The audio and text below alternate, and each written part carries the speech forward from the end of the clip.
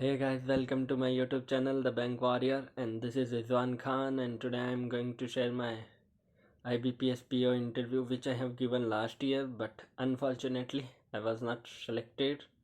So this year this is gonna be my second interview, and hopefully आशा करते हैं कि मैं सेलेक्ट हो जाऊँ इस साल। तो इस वीडियो में सबसे पहले मैं ये बताऊंगा कि मैंने क्या क्या पढ़ाई की थी, कहाँ कहाँ से, कौन कौन से सोर्स से। तो सबसे पहले कि मैंने जो बैंकिंग पूरी अच्छी तरीके से पढ़ ली थी। मैंने एक जो सब्सक्रिप्शन ले रखा था उससे ना पूरी PDF थी मेरे पास बैंकिंग की। तो मैंने बैंकिंग, फाइनेंशियल अवेयरनेस, इकोनॉमिक्स वगैरह के बारे में पढ़ के गया था अच्छी तरीके से ना।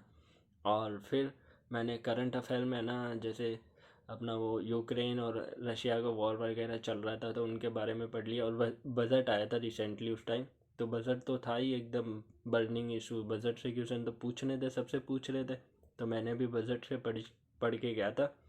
और डॉक्यूमेंट्स के बारे में बात करते हैं। तो ये हो गया कि मैं क्या क्या पढ़ के गया। उसके बाद में कि डॉक्यूमेंट्स के लिए आपके पास है ना मेल आएगा। उस मेल में लिखा होगा कि 10th 12th आधार कार्ड, पैन कार्ड, ये सब कुछ है ना। पैन कार्ड नहीं है, सिर्फ आधार कार्ड, फ़ोटो वगैरह, और जो अप्लीकेशन फॉर्म, और जो परमिशन लेटर, और फिर 12th की मार्कशीट, 10th की मार्कशीट, ग्रेजुएशन की मार्कशीट, और जो कास्ट का सर्टिफिकेट होता है, कोई EWS वाला है उनका, या फिर जो OBC वाला है उनका। जनरल वालों को तो चाहिए नहीं। और अगर कोई वर्क एक्सपीरियंस वगैरह, कोई रिसेंटली काम कर रहा है तो उनसे कुछ लिखवा के लाना होता है, वो सब कुछ है ना। तो ये सारा आपको मेल आएगा, तो इसकी चिंता करने की ज़रूरत नहीं है। और सबकी दो दो फ़ोटोकॉपी है ना, ओरिजिनल और फ़ोटोकॉपी। क्योंकि फ़ोटोकॉपी तो आपकी उनके पास जाएगी जो अंदर इंटरव्यू लेंगे ना, उनके पास आपकी सारी फ़ोटोकॉपीज़ वगैरह ही जाएंगी। उनसे ही तो देख के उनको पता चलेगा कि आपने क्या क्या कर रखा है, और वो ना फिर आपसे सवाल पूछेंगे। तो ये सब कुछ तो हो गया डॉक्यूमेंट्स के बारे में। तो चलिए अब बात करते हैं कि इंटरव्यू में उन्होंने क्या हुआ था सब कुछ। तो मेरा इंटरव्यू था 1 बजे, रिपोर्टिंग टाइम था। तो मैं 1 बजे पहुंच गया। पहुंचते ही हमें ना वेटिंग रूम में बिठा दिया, वहाँ पे हम सब बैठे थे। फिर हमें धीरे धीरे करके दो दो तीन तीन को अंदर ले गए।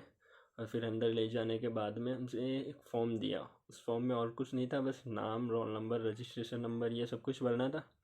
और जो जो डॉक्यूमेंट्स हम लाए हैं, जिस सीक्वेंस में हमें जमा करवाने हैं, वो सब कुछ भरवाना था। सिर्फ डॉक्यूमेंट्स है ना, नाम है ना, और वो फॉर्म ले लिया ना।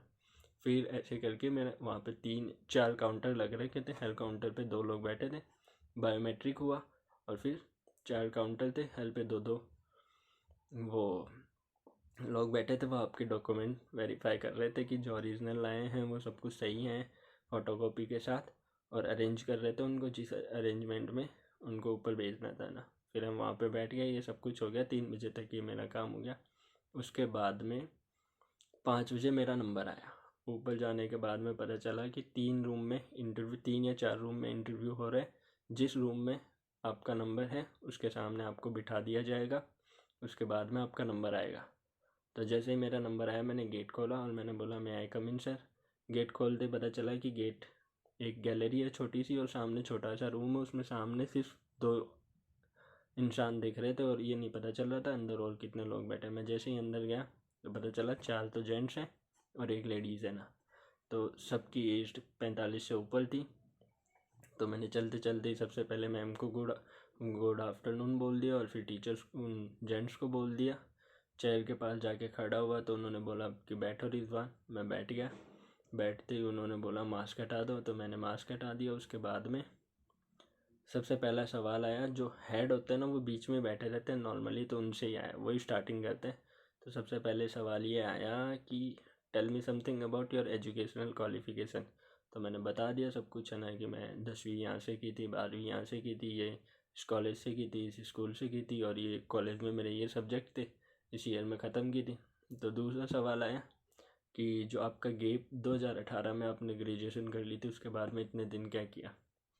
तो मैंने बता दिया कि मैं आइल्स करके मेरे को MBA करने का इच्छा थी, तो फिर मैंने इसमें थोड़ा टाइम वेस्ट कर दिया।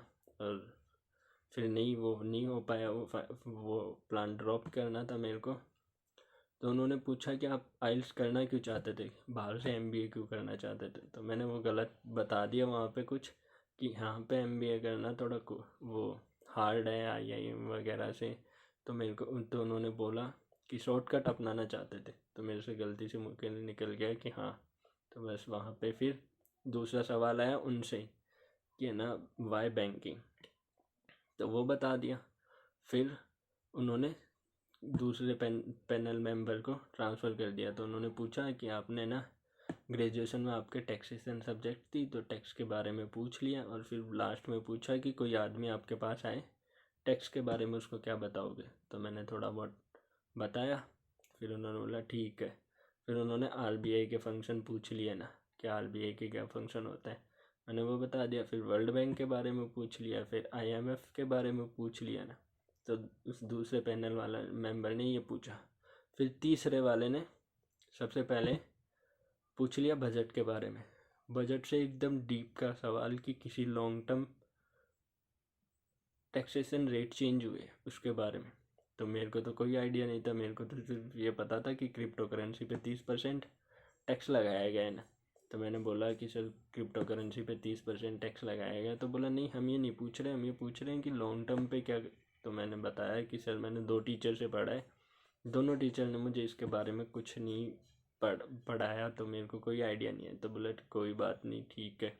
फिर जो लास्ट वाले मेंबर थे उन्होंने कुछ नहीं पूछा ना। जो लेडीज़ थी उन्होंने बैंकिंग के बारे में सीधा ये पूछा कि बैंक अकाउंट कौन खुला सकता है ना। तो मैंने बताया कि ये कोई भी खुला सकता है। फिर उन्होंने लास्ट में पूछा, उसका बताने के बाद में उन्होंने बोला कि चलो कोई 10 साल से छोटा बच्चा खुलवा सकता है। तो मेरे को उसका आंसर दिया।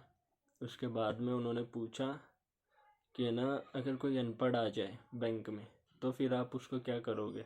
तो मैंने बताया कि ना थोड़ी बहुत हेल्प कर देंगे, उन्हें अंगूठा लगवा लेंगे, साइन सिग्नेचर नहीं कर सकते तो अंगूठा वगैरह लगवा लेंगे। तो उन्होंने बोला ठीक है। फिर पर एक बात मैंने नोटिस की, ऐसे मेरा इंटरव्यू हो गया, फिर मैंने एक बार नोटिस की कि भैया कुछ भी चाहे आप कितना ही बेकार बोलो, कितना ही अच्छा बोलो, उनके फेस एक्सप्रेशन बिल्कुल भी नहीं चेंज होने वाले, बिल्कुल भी नहीं पता चलने वाला आपको उनके फेस एक्सप्रेशन देख के कि आपका इंटरव्यू अच्छा गया या बेकार गया।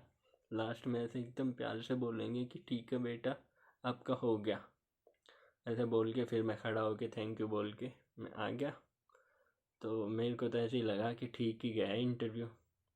फिर नंबर आए 65, तो पता चला। तो चलिए देखते हैं इस बार क्या हो।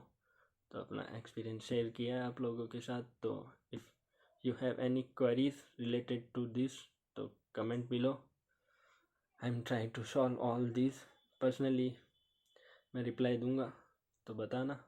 ठीक है, तब तक के लिए टाटा बाय बाय, और लगे रहो अपनी तैयारी में। Thank you.